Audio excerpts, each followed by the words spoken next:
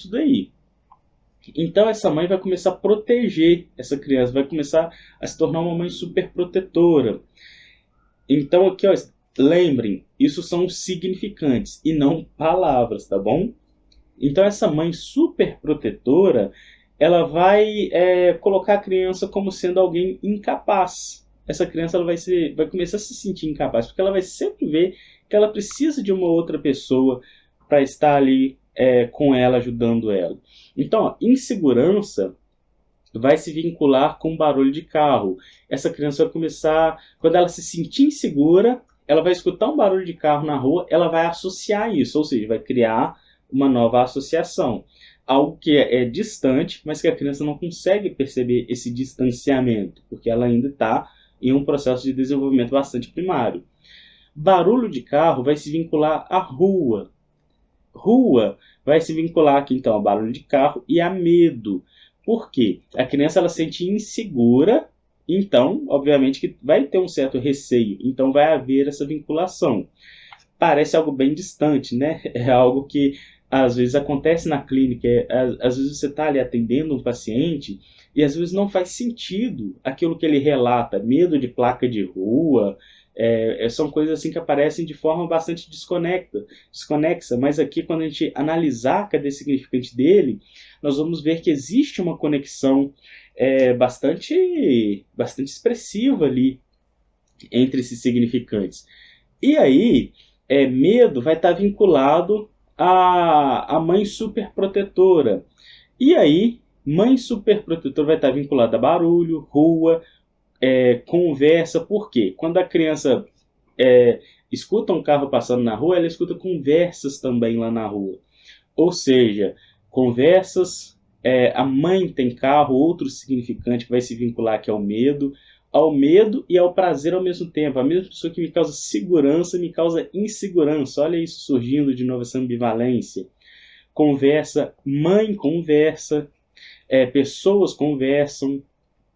E aqui, ó, mãe tem carro, vai se vincular aqui ao bom e ruim, que a Melanie Klein chama isso de seio bom e seio mau, que é uma teoria que ela visa explicar que, inicialmente, a criança ela acha que existe uma versão do seio bom, que é o seio que amamenta, e o seio que é falho, que não está ali na hora que ela sente fome. Então ela sente raiva e amor pelo mesmo objeto. Então depois ela vai percebendo que não são dois, que não é um seio bom e um seio mau, que é o mesmo objeto que causa essas duas sensações.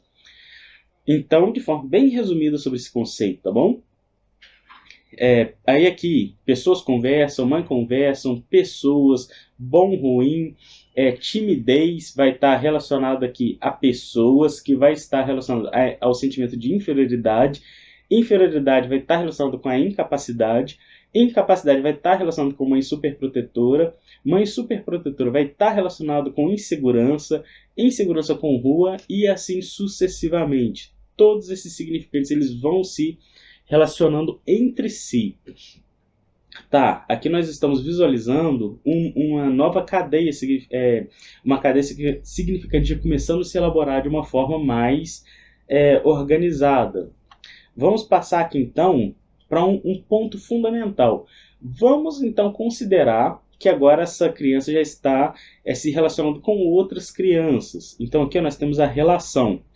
Olha só, ela vai ter uma relação de timidez, ela vai ser uma criança tímida, introvertida, vai ter um sentimento de inferioridade em relação às outras crianças, e isso vai estar também relacionado a uma certa incapacidade, vai ser alguém cheia de medos e receios, ou seja, aqui nós já começamos a observar o surgimento de uma psicopatologia em questão às relações sociais. Vamos para o próximo slide para a gente entender a próxima fase. Aqui nós temos a terceira fase. Olha só, relação, que foi a última aqui que a gente parou. Relação vai estar então em imposição, vai estar relacionado à relação. Inferior vai estar relacionado à relação e imposição. Insegurança, medo, medo à agressão verbal, prazer em se sentir, em ser maltratada, relações tóxicas, que aqui vai ser o ponto também fundamental disso daqui, palavras de conforto, cuidado, prazer. Ou seja, aqui, vamos só para a gente entender de forma didática, vamos separar novamente prazer e desprazer. Aqui nós temos cuidado, prazer, palavras de conforto, fala. Só que essa mesma pessoa, ela vincula aqui, porque lá nas outras fases da vinculação, ela relacionava isso daqui, relação com imposição, inferioridade. Por quê? Ela é inferior, então outra pessoa se impõe sobre ela. Então ela se sente insegura, ela sente medo, ela precisa seguir regras. Quando essas regras não são seguidas, o outro fica bravo. Então o outro, ele vai começar a ter agressões verbais, isso quando não agressões físicas. Então aqui, o prazer e o desprazer vai começar a se vincular nesses pontos aqui e vai gerar um prazer em ser maltratado ou maltratada. Então aqui, vamos supor que isso daqui seja a fase da adolescência, só para a gente entender.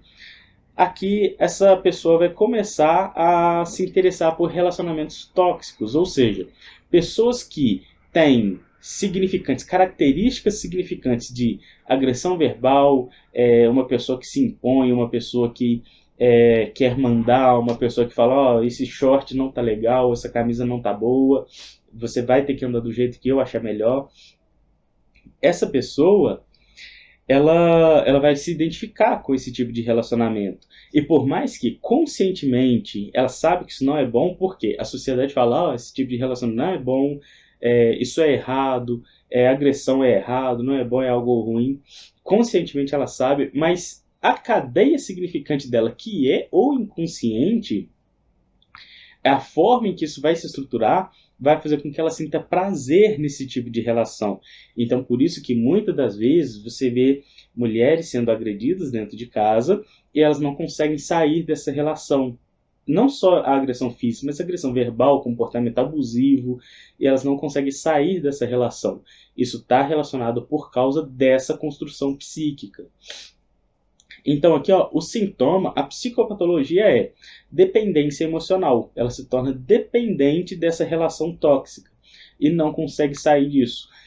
Essa cadeia significante, ela foi formada a partir de um paciente real. É uma análise que eu fiz dessa cadeia do paciente. Entretanto, aqui agora eu quero que vocês entendam da seguinte forma. Vamos pegar aqui. Vai ser dessas estruturas que vão surgir a fala, o discurso. Eu vou dar um exemplo para vocês. Eu vou criar uma frase usando esses significantes. Cuidar me causa prazer. Cuidar, prazer,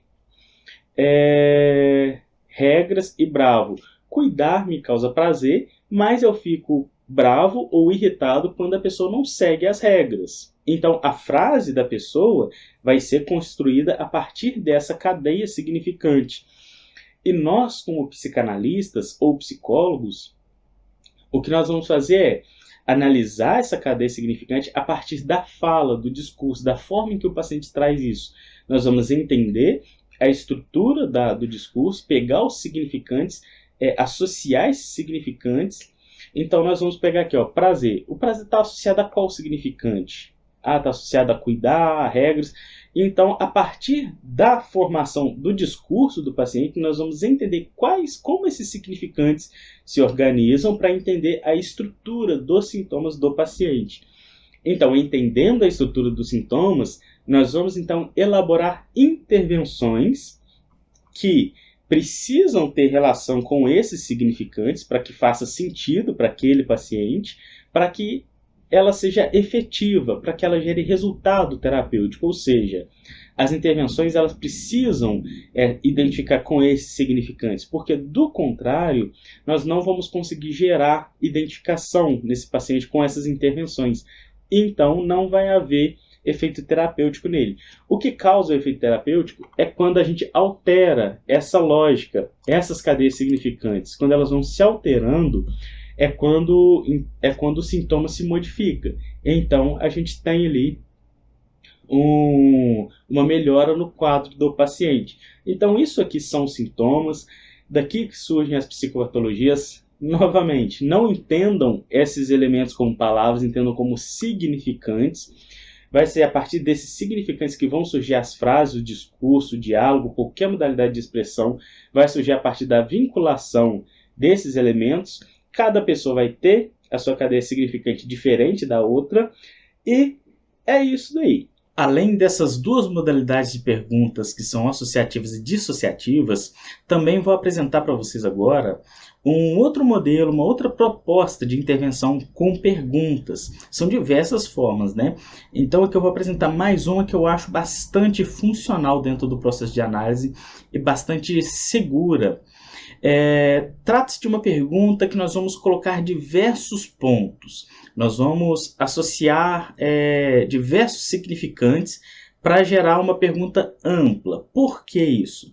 Nessa modalidade de pergunta, nós vamos fazer com que o paciente ele tenha